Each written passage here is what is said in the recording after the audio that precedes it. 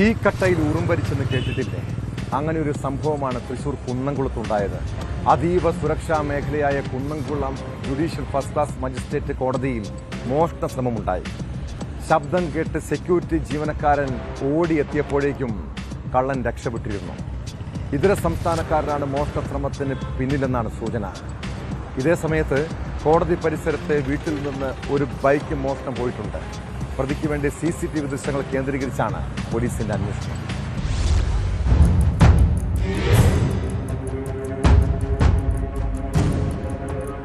ബുധനാഴ്ച പുലർച്ചെ 1 മണിയോടെയാണ് കോടതിയുടെ ഓഫീസ് റൂമിന്റെ വാതിലിന്റെ പൂട്ട് പൊളിച്ച് മോഷ്ടാവ് അകത്ത് കടന്നത്.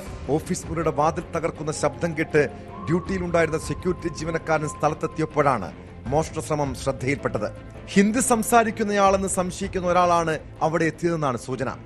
സെക്യൂരിറ്റി ഇയാളെ പിടികൂടാൻ ശ്രമിച്ചെങ്കിലും കൈവശമുണ്ടായിരുന്ന കമ്പിപ്പാര കൊണ്ട് അടിക്കുമെന്ന് ഭീഷണിപ്പെടുത്തിയ ശേഷം മോഷ്ടാവ് ഓടി രക്ഷപ്പെടുകയായിരുന്നു.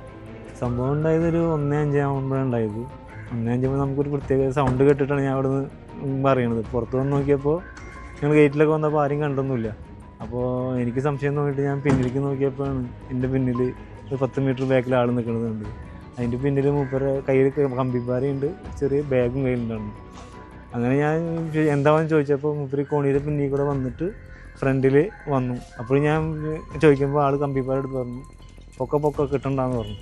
വിവരമറിഞ്ഞ ഉടൻ SI സന്തോഷിന്റെ നേതൃത്വത്തിലുള്ള പോലീസ് സംഘം സ്ഥലത്തെത്തി വിശദമായ പരിശോധന നടത്തി. പ്രതിക്കായി പരിസര പ്രദേശങ്ങളിൽ വ്യാപകമായ തിരച്ചിൽ നടത്തിയെങ്കിലും കണ്ടെത്താനായില്ല.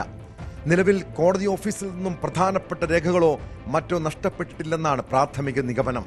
കോടതി പരിസരത്തെ വീട്ടിൽ നിന്നും ഒരു ബൈക്കും ഇതേ സമയത്ത് മോഷണം പോയിട്ടുണ്ട്. കോടതിയിലെത്തിയ മോഷ്ടാവ് തന്നെയാണോ ബൈക്ക് മോഷണത്തിന് പിന്നിലെന്നും പോലീസ് അന്വേഷിക്കുന്നുണ്ട്.